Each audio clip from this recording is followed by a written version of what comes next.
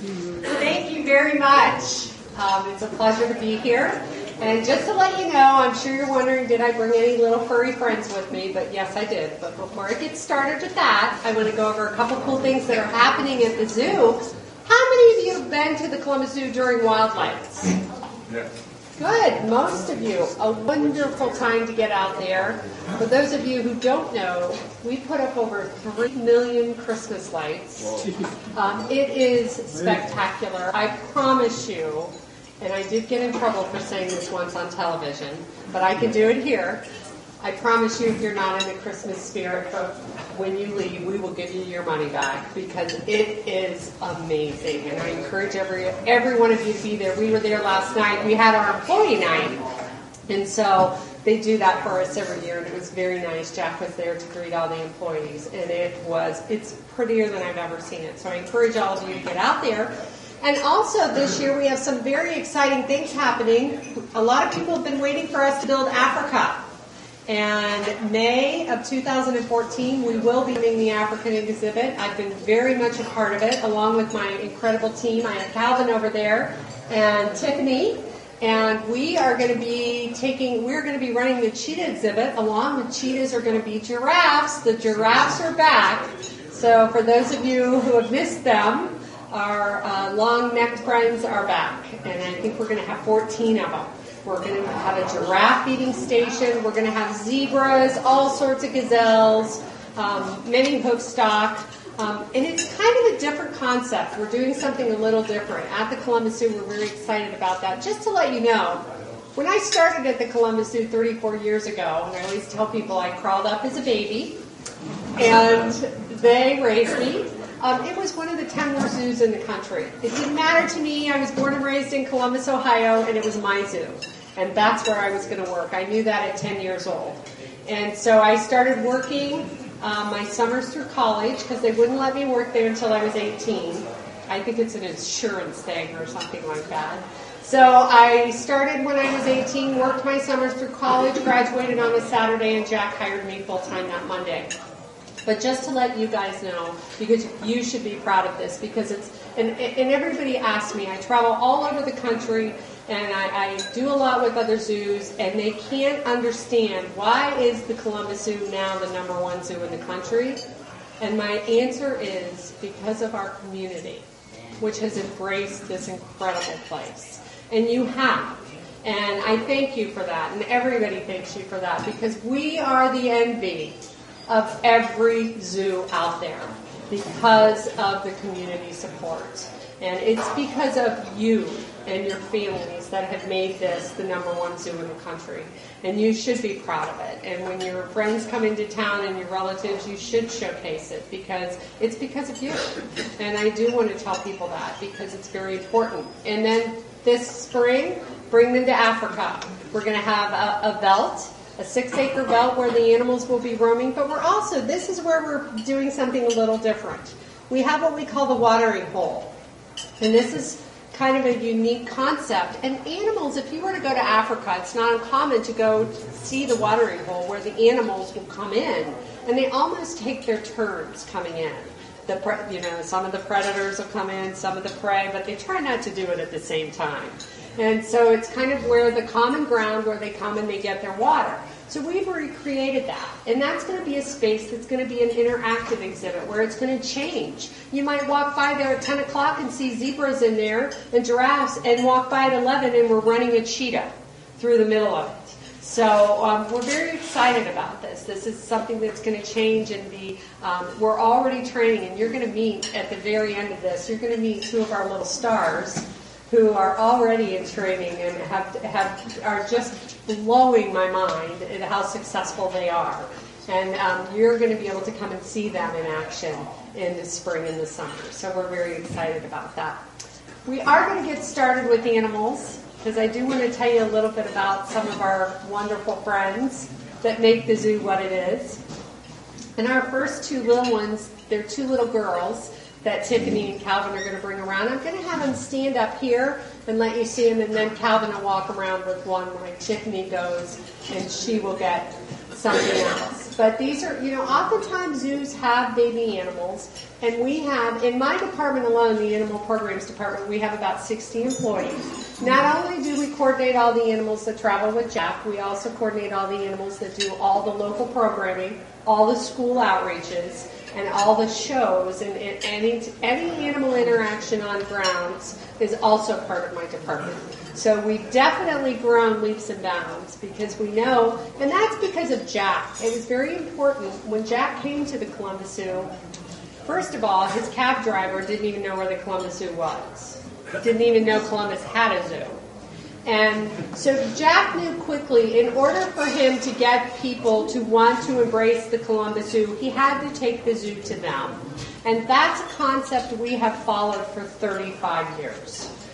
We bring the zoo to you if people can't get there. And that's why we do a lot of this. And I think, Tiffany, they came in with our two is new, our little members. These are little snow leopards.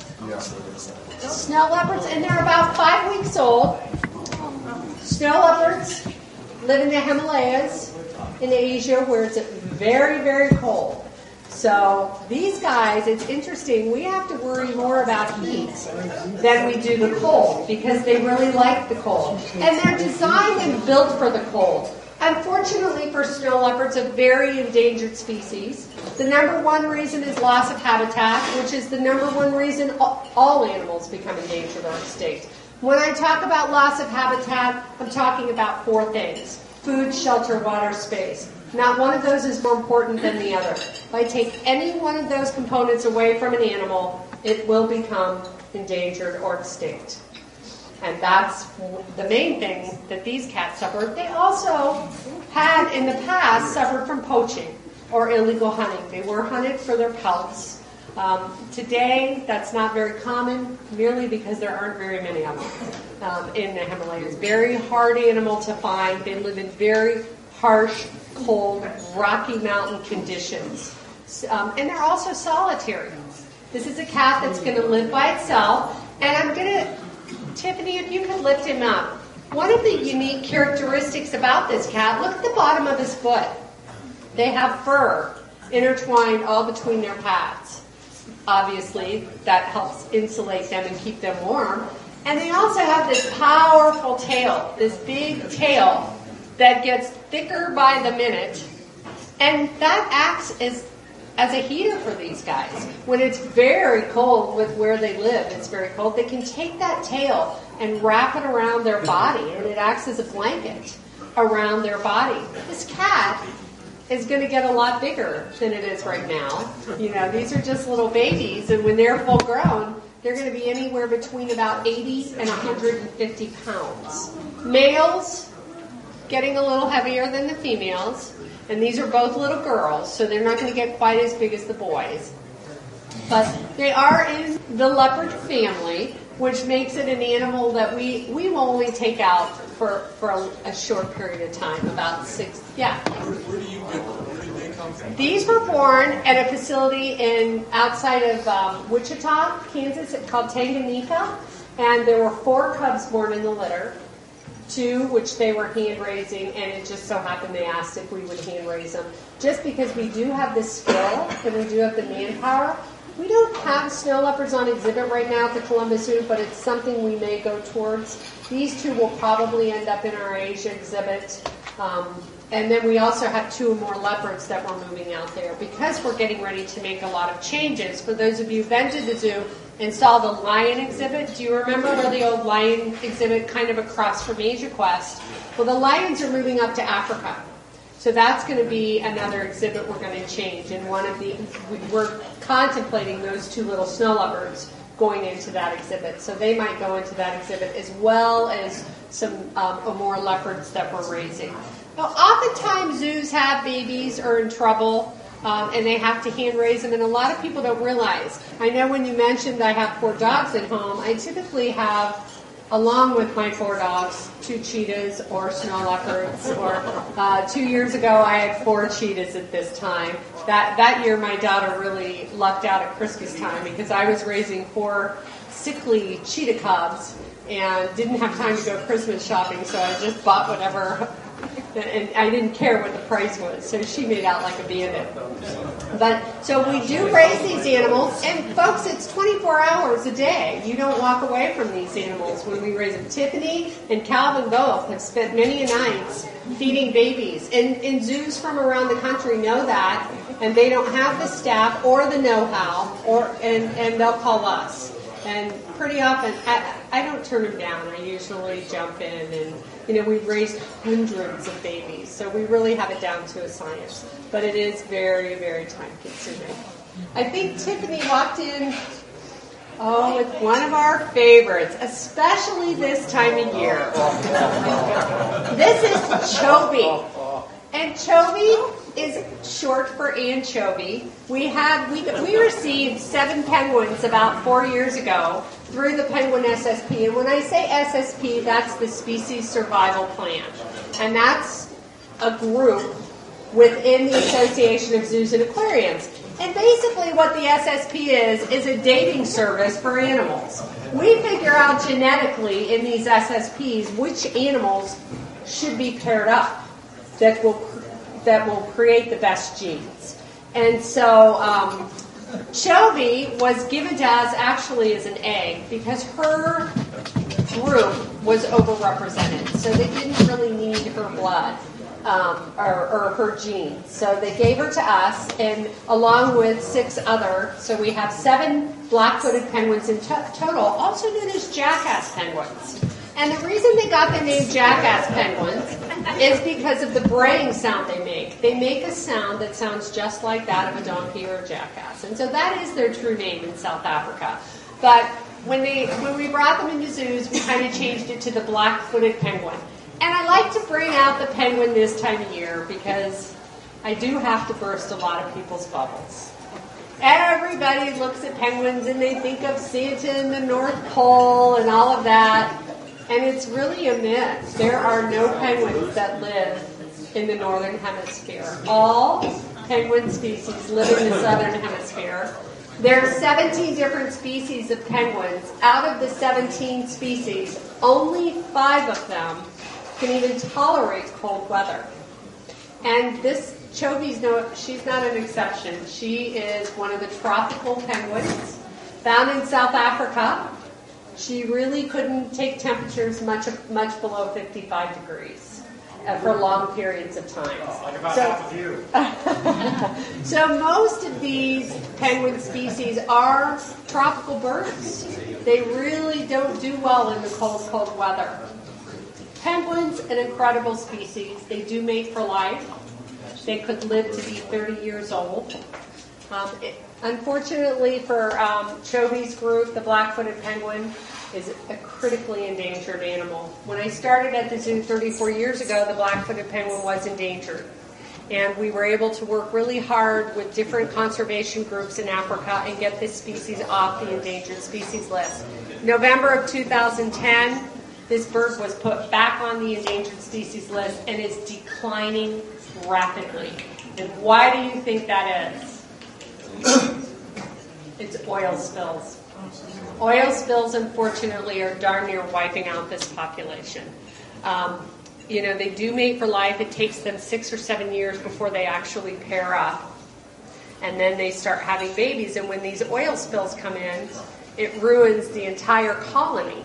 It disrupts the whole entire colony. So when the conservationists try and go in and rescue, they obviously go after the adult pairs first. They want to rescue the adult pairs first because those are the ones that will keep the species alive. Everybody I know, we all want the babies to be rescued first, but you want to get these established pairs. But unfortunately, they're averaging 3 to 5 oil spills a year right now. And we at the Columbus Zoo, because of you guys and this whole entire community, we give over $1 million back into conservation every year. And black-footed penguins, one we've really concentrated on. So we have done a lot to save this species. We have given a lot to an organization called Sandcob, which works directly with the black-footed penguins and the shorebirds. And helping them with these oil spills. But this is unfortunately something that's really, really tackling them. Calvin is actually, he's a tree right now. Calvin makes a great tree. This is our sloth, Juju, and she is a two-toed sloth. And I like to bring sloths because it's a pretty popular animal right now. The unique thing about sloths, they, believe it or not, spend most of their life in about 3 different trees. They live in a very small area. And they'll live in that tree and eat the leaves. They're herbivores, so they're not going to eat other animals. But the cool thing about them, you see how they hang like that? That's how she would live in the wild. She would be found in South America. You have the two-toed sloth, the three-toed sloth, and the Hoffman sloth. And she's the two-toed. She's one of the more common ones. Three-toads are not quite as common, and neither is the Hoffmans. But this sloth is still in somewhat trouble. It is prey to a lot of predators, even though it lives and hangs in the trees. And if Juju were living in South America in the rainforest, she, believe you me, would not look like that. She would have green algae growing all over that long fur. And that helps camouflage her. But her number one predator, what do you think her number one predator might be? Humans. Well, man, of course. But there is an animal that preys primarily off sloths. It's the harpy eagle. They actually prey primarily off sloths. So they do see these animals, even though they're very well camouflaged, and they can get them in the trees. This animal is, believe it or not, they're excellent swimmers. Not that they swim a lot, but the wonderful thing about them is they don't go to the bathroom very often. So they can live in the tree, but this is when they get into trouble. They'll hang in their tree and they come down out of the tree every time they have to go to the bathroom. Yeah, so that's when predators seek them out. But I will tell you, Juju is a beautiful sloth. She has that very, very long hair. When they do have babies, they typically only have one young that they will raise. The baby will just cling to the mother. It's pretty self-sufficient. She's not rural maternal because she doesn't have to be. The baby does all that. But one thing, you notice how Calvin's holding her. He does do that because I wish I had a grape. We don't have a grape with us, do we, Calvin? She's in the toothless mammal family, but if she were to open her mouth, you would see these what appear to be canines that are about this big. They're huge. Of all the animals I do not want to get bit by, this is one of them.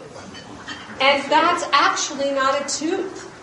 It's part of their bone structure that comes out and sticks out, and they have that so they can strip the bark off of the rainforest trees. So they do have... and they're very powerful. They're very, very strong.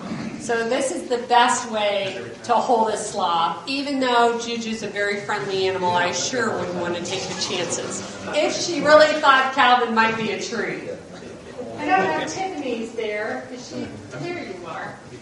Tiffany's here with one of another baby that we have. Does anybody know what this is? It's a baby. It's going to get a lot bigger than that. What? A bear. It's, you know what? You're close. It's a bear cat, which is also known as a binturong. B-I-N-T-U-R-O-N-G. It's in the mongoose family. It's a prehensile tail carnivore, or the mustelid family, that lives in Southeast Asia. When this little guy's full grown, his body size is going to be about 3 feet long. Then his tail, an additional 3 feet. His tail alone, at the base of the tail, will be like this big around. Very powerful tail. But it's prehensile, so he's primarily using that to guide through trees, where he's going to spend most of his life up in the trees. Being a carnivore, he is a predator. So this animal's going to find other animals, birds' nests, monkeys, different things like that, to eat off of. The binturongs also have a very unique smell to them. This is the animal, I'm sure you've seen Jack on Late Show with David Letterman or Good Morning America. He swears it smells like popcorn, and that's what everybody says. I think it smells a little more like Fritos. but that's because it is in the mustelid family. So when Tiffany or Calvin walk by, you might get a little whiff of that smell, and that's a smell that they constantly have, and it's so they can attract each other. This animal is not an endangered species, but it is in trouble. It is a threatened species in Southeast Asia, living in the rainforest. And we're looking at rainforests being destroyed at over 50 acres a minute. Every minute we're sitting here, 50 acres of rainforest are being wiped out. So you can imagine what that does to the species. When these guys eventually will go on exhibit, this isn't an animal that we're going to work forever, because they do, being predators and being carnivores, they do get, they can get pretty aggressive. So you wouldn't want to take them out. But you see how they get the name bear. You said bear. The reason they got that name, so you've heard of the Cincinnati Bearcats. That's their mascot right here, is the bearcat or the binturong. They sit up and walk like a bear. And they also kind of run around like a cat. So that's how they got their name, bearcat. They aren't any part of the bear species, and they're not really any part of the cat species. So it's really probably a better terminology to call them a binturong instead of a bearcat. Wolverines aren't that good looking. You know what? I have to tell you, I hate to say it, I am a Buckeye. But I did raise a Wolverine once. Bo was his name. And he was a wonderful animal. I have to tell you, he was very smart. He was very nice. A wonderful animal. I do have to break it to you. I have Calvin and Tiffany. Or is she going to get the... Okay. We have a little guy. This is actually the smallest... one of the smaller animals in Africa that Tiffany is going to be bringing out. It's our fennec fox. Fennec fox, and this one that you're going to see, believe it or not, is almost full grown. So it's a very small fox. We're not going to have this up in the Africa exhibit. We're not going to have an exhibit for them because they are so incredibly small. But they have these enormous ears, big, big ears. And the reason they have those ears is the same as the elephants. People ask, why do the African elephants have such big ears? Because they live in such hot climates, there's blood vessels that run through those ears that actually act as built-in air conditioners. And that's the same thing with this fox. This fox is going to live in the Sahara Desert and the Sinai Peninsula, where it gets very, very hot. And those abnormally large ears are just like that of an elephant. It has blood vessels running through it, so it can help cool this animal down. And they also act for hearing. This animal can hear incredibly well. It's probably its greatest sense is hearing. Living in cracks and crevices in the sand and in the deserts where this animal is going to live, it can hear the scorpions or whatever walking on top of the sand. Foxes primarily are omnivores. They're going to eat both meat, they're going to hunt for animals, but they're also going to eat fruits and vegetables. So this animal is going to eat just about anything it can. And it is the smallest fox of all the fox species. So the fennec fox is the smallest. They can be pretty ornery. We have 3 of them, and they're siblings. And they're nice to the trainers, those of us who handle them, but they're not necessarily nice to strangers. And they have these very little needle-point teeth, and it can hurt if they chomp on you. So Tiffany's not going to do any touching with this guy because sometimes they're a little unpredictable. They're wild animals. One of the most often asked questions I get is, will that animal bite? And I always tell people, if it has a mouth, I promise you it'll bite. When and where, I can't answer that. Our last little animals, and I think, Tiffany, you're probably going to have to get out and help Calvin. They're my favorite. They're why I do what I do. And I do a lot. My whole entire team, the Columbus Zoo in general, does a whole lot for this animal that they're going to be getting for conservation. It's the most endangered cat in Africa right now, big cat I should say, and it's kind of falsely identified because it truly is not a big cat. It was put in the big cat category, but you have two types of cats. You have greater roaring cats and lesser purring cats. And this cat was lumped in the big cat category, but it's actually a purring cat. It will purr when it breathes in and when it breathes out, just like those of you, if any of you have a house cat at home, it purrs when it breathes in and when it breathes out. Same with the lesser cats of the wild cats is what I'm talking about. But this animal, there's less than 10,000 of them. In the last 100 years, 90% of this population has been wiped out. So that's showing you how quickly this animal is being wiped off the face of this earth. Could this animal become extinct in the wild in our lifetime? Absolutely. It has a 90 to 95% infant mortality rate.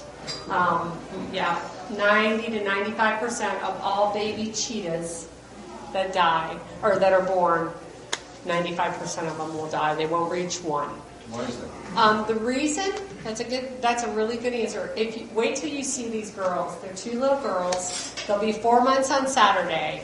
And if they were in the wild, they'd still be with their mother. They'd stay with their mother till they're about 18 months old. The problem is they're very mobile.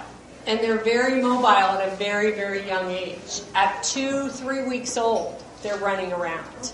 And cheetahs are the fastest land mammals, reaching 65 to 70 miles per hour. Tiff, if you guys want, I'll have you put them up here. These girls are under a lot of training right now. These are 2 that I raised in my home, but they're now at the zoo because they've become destructive. So that's what my husband says. It's them or me. And sometimes I have to think about that one. No, I'm teasing. I'm teasing. Anyways, these 2 girls are 4 months old. And one thing about the cheetah, if you look at them, they're really built more dog-like than cat-like. I say there's 2 types of people. You're either a cat person or a dog person. I think I'm more of a dog person than I truly am a cat person, even though that animal is by far my favorite animal in the world. It's why I do what I do, to save this animal. And partially because they're just incredible animals. They're wonderful animals to train. I want you to look at their feet. It looks very much more like a dog's foot. They don't have retractable claws, unlike every other cat. It's the only species that doesn't have retractable claws. And if you look at the tail, I don't know if Calvin can kind of point it, their tail's also flat, like this. And that's because it acts as a rudder. When this cat is going 70 miles per hour and needs to turn, it can use that tail to guide them to turn. And believe it or not, they can reach these speeds in 0 to 4 seconds. So people think, oh, cheetahs must be they must get their prey every time they hunt. Actually, they don't.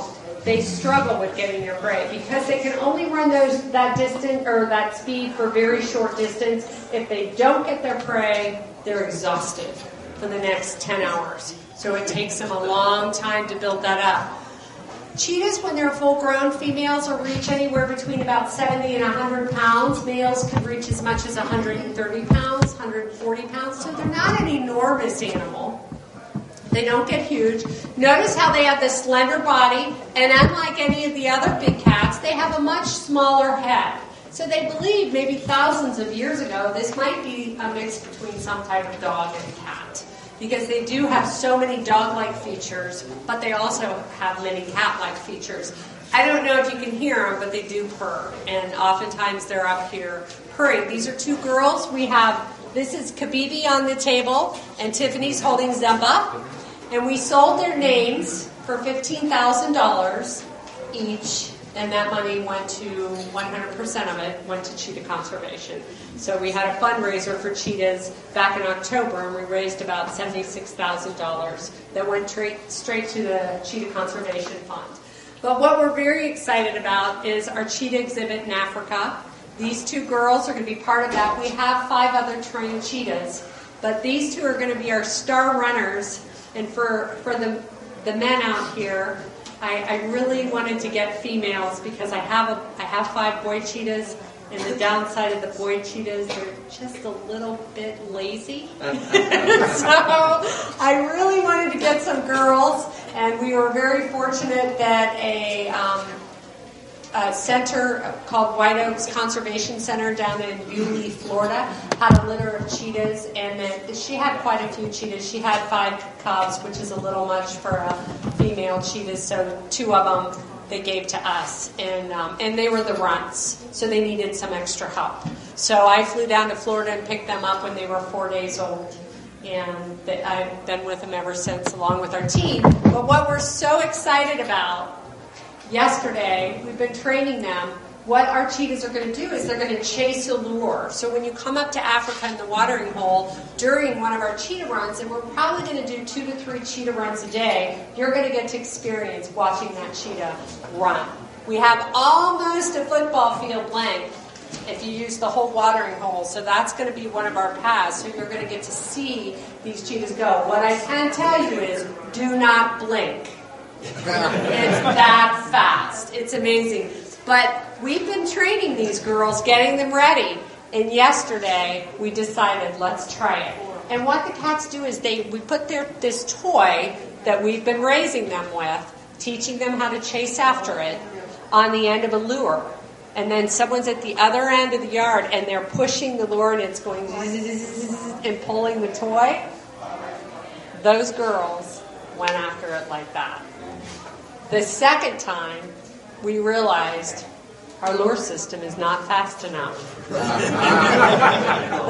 4-month-old girls caught the ball in the middle of the run. And my other trainer, my head trainer, is going, I'm pressing the button as fast as it'll go. Are they available for Saturday? So we now know we have to get the bigger motor for